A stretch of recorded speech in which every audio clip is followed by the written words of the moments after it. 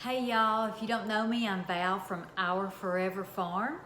I have a lot of videos, cooking videos and other fun videos on here if you'd like to go look them up, Our Forever Farm. Please like and share and comment. I love the comments. I can't even keep up with them, but I love them. Thank you. And thank you for all your condolences on my mom. I appreciate that. Y'all go subscribe. It really helps our channel grow. Today we're gonna show you how to freeze okra. And the way I learned is Sweet Hunter's granny. I watched her freeze okra many days after picking the garden. So let's get to cooking. So here's the okra. I've cut it into bite-sized pieces just like I did the okra that we fried. And if you haven't saw that video, go check it out, frying okra. I think there's a couple on there, but we've got an updated one. So this is how we're gonna start. It's just, we wash the okra 3 times, and then I cut it up into bite-sized pieces, just like you would be frying it. Now what I'm gonna do is I'm just gonna sprinkle it with cornmeal, just like we were gonna fry it. And I use White Lily cornmeal mix, and you just sprinkle it until it's all coated. So you wanna coat it all really good. And it should be wet still from the washing when you wash the okra. I used to love watching Sweet Hunter's granny. She taught me a lot and she didn't even know it. She was the type that you would go in on any day, midday, and find the biscuits sitting on the stove. I love that. My Granny Gribble did that, and my Grandma Cochran did that too. I'm gonna add just a little bit more cornmeal. We want it coated really good. Just stir it up.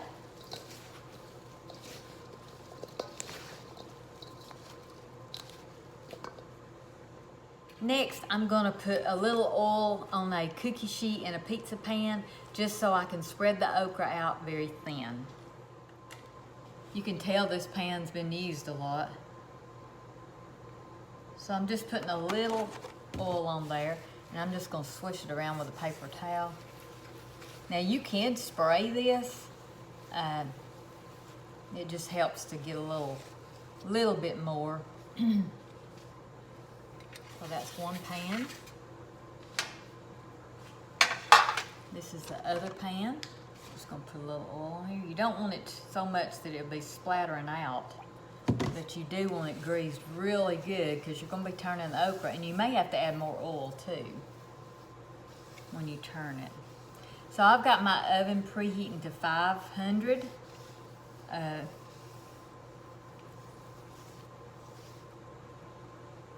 Again, we're freezing okra. So next I'm gonna show you how I do this. I hope you can see how I'm shaking the excess cornmeal off. See if we can get you up just a smidgen. Maybe that'll help. I'm just shaking the cornmeal off. We want it coated, but we don't want it all over the pan. We don't want the cornmeal turning into breading. So we're just spreading this as thin as we can get it on the cookie sheet.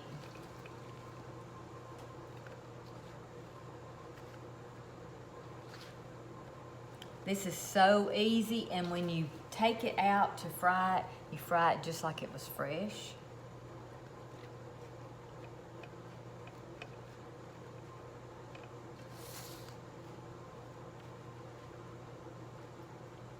Okay, there's one pan.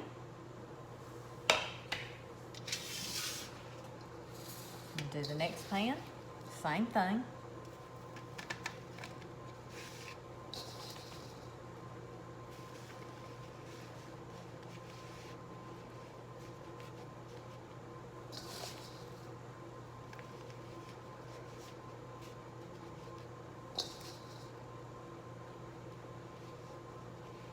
And it don't matter if it's got a few, up there, mounded on top. So I'm ready to put the first one in the oven.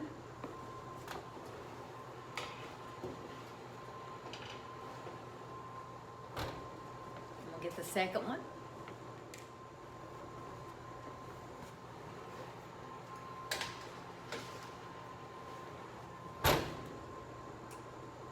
Both of those will fit on the top rack, so I'm gonna actually do another pan and get it on the bottom.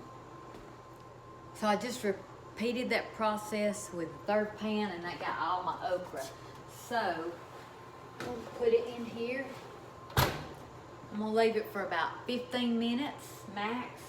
I'm gonna set the timer for 10 and then increase it to 15 if it needs it.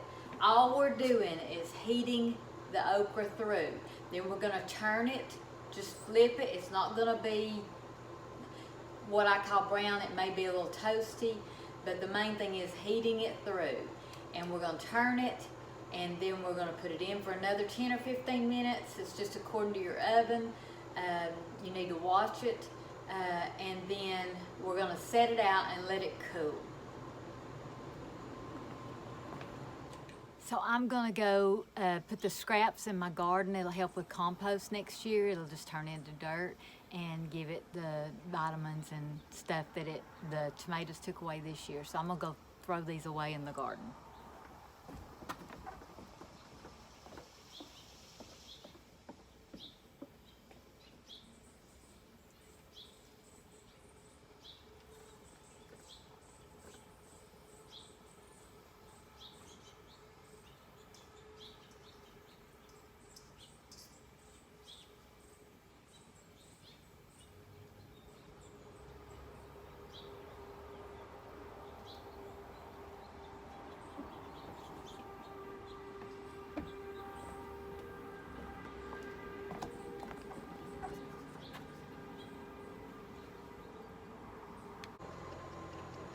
So I'm gonna check it now. I think it's been right at 20 minutes. The timer ought to be going off. I'm gonna check this one first.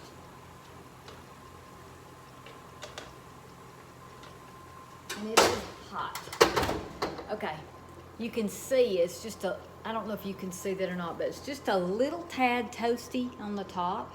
We are not wanting to cook this, we're just heating it through. So what I'm gonna do is I'm gonna just turn it over. I hope you can see it there. It's just a little toasty. Let me see if I can get one without burning myself. Just a little toasty, that's all. That's all you want. And then I'm just gonna stir it around. And you can see the oil has got on the back side of it. It's a little brown too. And all we're doing is just stirring this around till it'll all get a little brown and heat it through. Easy peasy.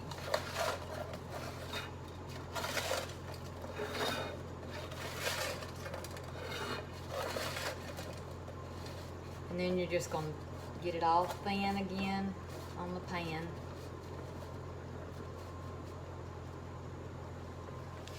And put it back in for another 20 minutes, 15 to 20 minutes. I think it's been almost 20. So I'm gonna do the same thing with the second pan.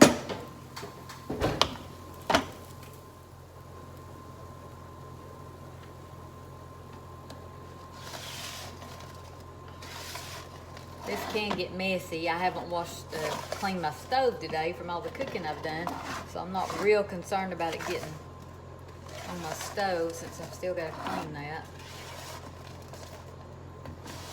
But if you don't want it on your stove, you need to move somewhere else because that cornmeal does get everywhere and the okra does spill out.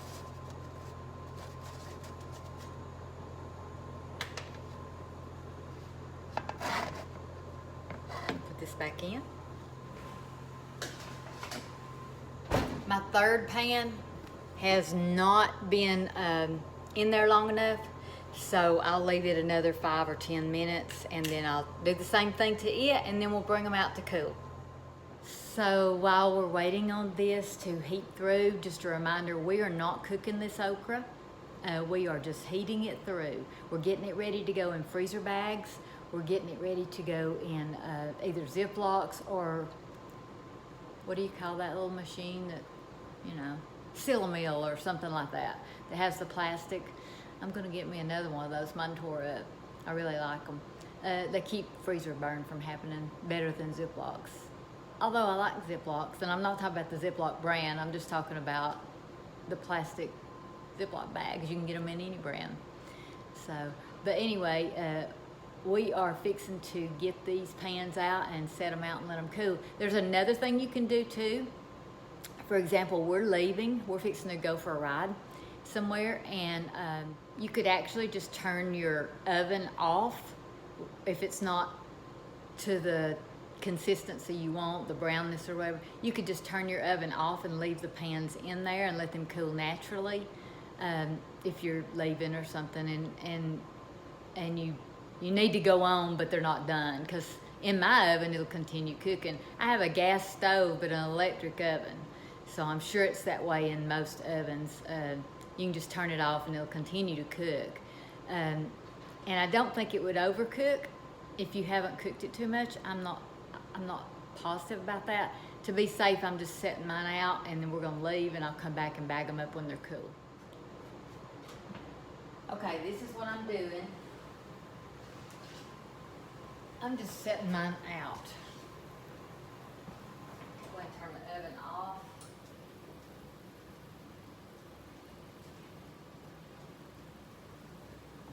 Again, see, they're not real brown. They're a little toasty.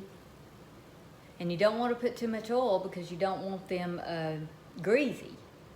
And you can even use the spray that people use, the different sprays. It just doesn't quite get enough for me. So I'm just gonna let them cool.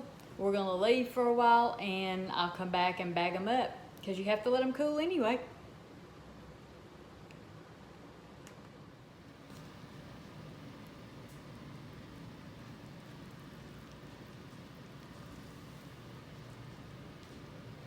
So once these cool, like I said, we'll be bagging these up.